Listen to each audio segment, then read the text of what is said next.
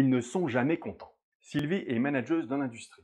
Elle manage une équipe de 9 personnes, 9 comptables. Quand elle me raconte son premier confinement, elle me dit « Au début, quand on est passé en distanciel, j'ai d'abord uniquement réagi. Alors là, Alain m'a reproché de ne pas assez m'occuper d'eux, de ne pas assez créer de liens, pas assez m'intéresser à lui. Pour m'adapter, j'ai mis en place des réunions café Teams toutes les semaines. Et là, c'est Nadia qui m'a reproché d'être trop intrusive, de lui faire perdre son temps. Comment créer le lien à distance? Je m'appelle Laurent Villemur, je suis entraîneur en efficacité comportementale. J'aide tous ceux qui ont besoin de l'action des autres pour avancer à susciter l'adhésion sans dépenser une énergie folle. Le management à distance est une thématique ultra vaste. Il faut changer son plan d'action managérial, adapter sa conduite de réunion, modifier sa conduite d'entretien. L'objectif de cette vidéo, c'est de vous donner une idée ultra simple pour créer du lien en 5 minutes sans être ni trop intrusif, ni trop distant. L'enjeu auquel s'est confrontée Sylvie, c'est que nous n'avons pas tous les mêmes besoins en termes de relations. Ce que Walter Schultz appelle l'ouverture relationnelle. En 1952, la Navy demande à Walter Schultz, psychologue américain, d'analyser qu'est-ce qui fait qu'un équipage est efficace ou pas. Quand il arrive, 50% des équipages de la Navy sont efficaces. 20 ans plus tard, 75% des équipages de la Navy seront efficaces. Il découvre notamment que face à un groupe, nous n'avons pas tous les mêmes besoins en termes d'ouverture relationnelle. Et que si nos besoins sont respectés, eh bien nous allons être efficaces. Si nos besoins ne sont pas respectés, nous allons perdre en efficacité et faire perdre le groupe en efficacité. Quand je demande plus d'informations à Sylvie, elle nous dit « Alain ?» Alors Alain, il nous raconte toute sa vie, on connaît ses hobbies, on sait combien il a d'enfants, quels sont ses pépins de santé. Pour lui, c'est open bar. Nadia, Nadia par contre, elle met une barrière très stricte entre sa vie pro et sa vie perso. Pour elle, c'est deux mondes différents. Je crois qu'elle a des enfants, mais je ne suis pas sûr. Pour Walter Schultz, Alain a une ouverture relationnelle haute et Nadia a une ouverture relationnelle basse. Et c'est indiscutable. Si nous obligeons les Alain à arrêter de parler de leur vie privée, alors nous les stressons. Si nous obligeons les Nadia à parler de leur vie privée et à se livrer, alors nous les stressons. Dans les deux cas, nous allons diminuer l'efficacité du groupe et leur efficacité. Au début, Sylvie s'est centrée sur son contexte opérationnel, son quotidien de tous les jours et a posé des questions orientées travail et très ciblées. De type où en êtes-vous sur le dossier Dupont? Quand est-ce que vous me rendez les analyses du dossier X? Ça, Alain, ça l'a stressé. Du point de vue de Schultz, il ne pouvait pas partager d'informations personnelles qui lui auraient permis d'être apprécié par le groupe. C'est donc un risque d'être rejeté. Ensuite, Sylvie a fait volte-face. Elle a posé des questions orientées sur le ressenti avec une ouverture très très large.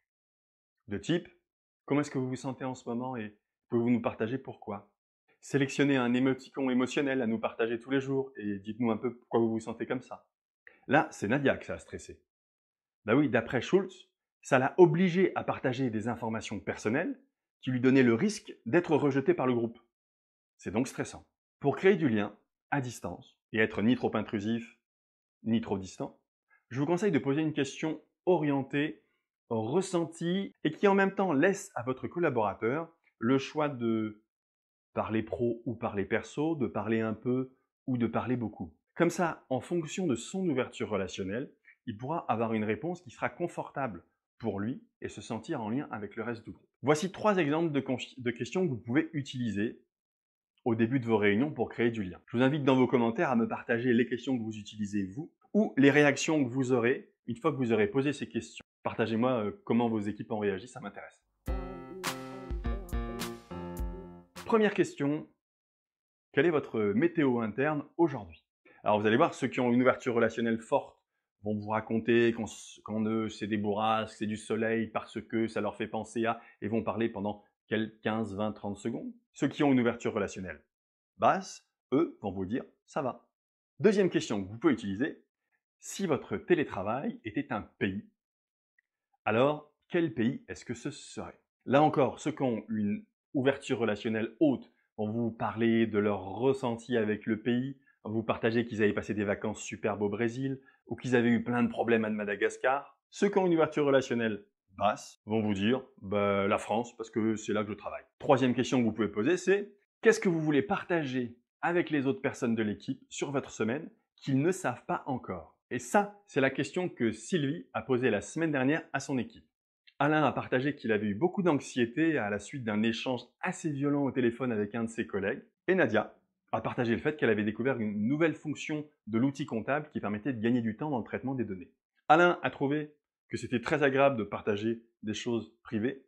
Nadia a apprécié le fait de partager quelque chose de pro sur son métier. Et Sylvie a trouvé que c'était très confortable que chacun mette le curseur là où ça l'arrange et qu'elle n'ait plus besoin de se fatiguer à passer d'un extrême à l'autre.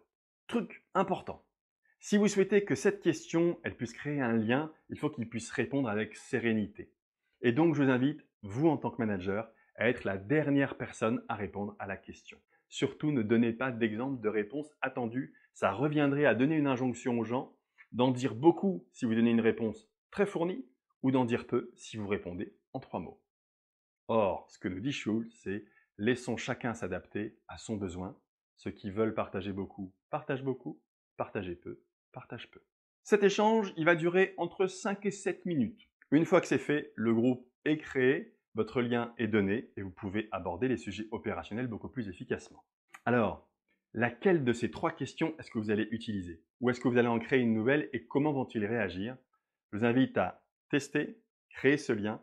Ressentez la satisfaction d'avoir augmenté l'efficacité et le lien dans votre équipe.